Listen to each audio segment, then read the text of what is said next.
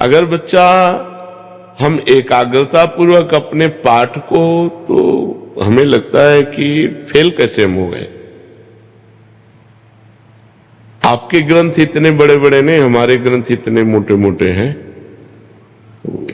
स्वाध्याय हर चीज का 10 साल पहले पढ़ा होगा, अगर वो बात पूछोगे तो अभी 10 मिनट में पूरी उसकी व्याख्या करके बता देंगे।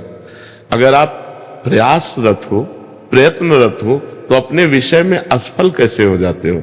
या तो आप ब्रह्मचर्यहीन हो रहे हो, इधर उधर प्रपंच कर रहे हो, अपनी पढ़ाई से विमुख आचरण कर रहे हो, मनोरंजन कर रहे हो। नहीं तो बच्चा, अपने चैप्टर को हमें 1 साल दिया जाता है, 1 वर्ष दिया जाता है अपने चैप्टर को कंठस्थ करने के लिए, पुष्ट करने के लिए। कितनी पढ़ाई होगी, बिल्कुल, मतलब जिस विषय में लगो उस विषय में एकदम। तो हम कह रहे हैं तुम्हारा जो चैप्टर है हम उसे कंठस्थ कर सकते हैं। तो हम इतने कमजोर क्यों हैं कि हम फेल हो जाते हैं। अगर ये हो कि भाई टीचर कोई पक्षपात करता है तो बात अलग है, नहीं तो हम फेल क्यों हो जाते हैं।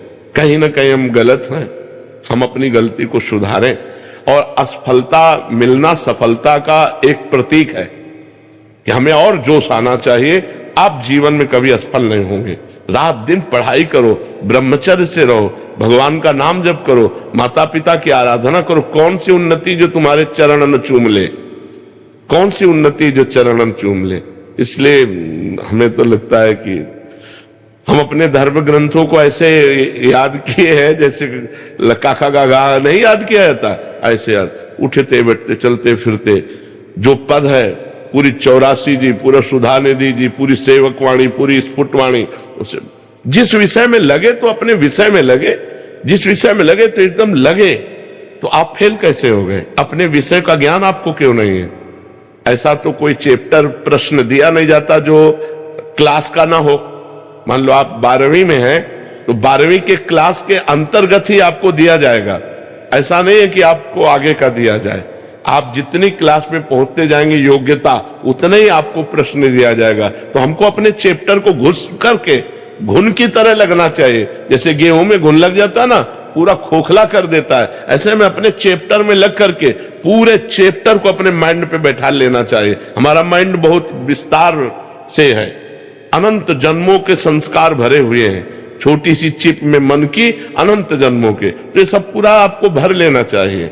कहीं ना कहीं आप प्रमाद कर रहे हैं, कहीं ना कहीं आप त्रुटि कर रहे हैं, उसको संभालिए, नहीं तो ये निराशा ऐसी बढ़ जाएगी कि जीना मुश्किल हो जाएगा।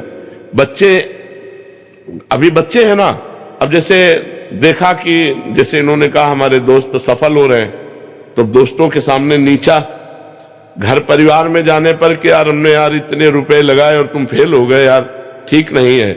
अब वो अंदर से इतना घुट जाता है कि उसे एक रास्ता दिखाई देता। ऐसे कोटा में बहुत से बच्चे जो करते हैं, उसका कारण है कि उनको एक रास्ता नजर आता है कि अब मित्रों में कैसे जाऊं और घर के परिवार वालों को कैसे मुंह दिखाऊं।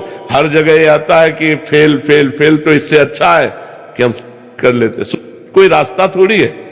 आप भूत प्रेत बनोगे, फिर नाना प्रकार के और दुख भोगोगे।